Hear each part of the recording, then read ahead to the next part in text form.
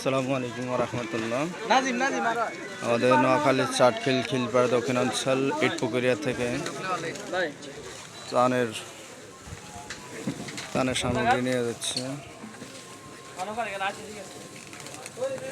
নিরীহ দুস্থ মানুষদের জন্য ত্রাণ।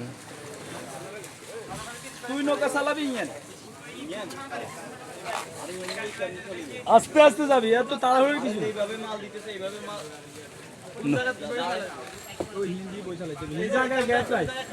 হিন্দি জায়গা গ্যাপ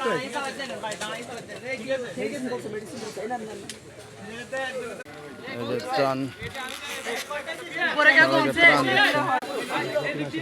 কতজনের জন্য আমরা আজকে এই মুহূর্তে আমাদের ফুড প্যাকেজ হচ্ছে 100 জনের জন্য আছে। এছাড়া কাপড় আছে মোটামুটি আমাদের প্রায় 20 বস্তার উপরে আর কি। এবং সাথে সাথে এখানে ফুড প্যাকেজ বলতে শুধুমাত্র ফুড প্যাকেজই না, শুধু আছে সাথে সাথে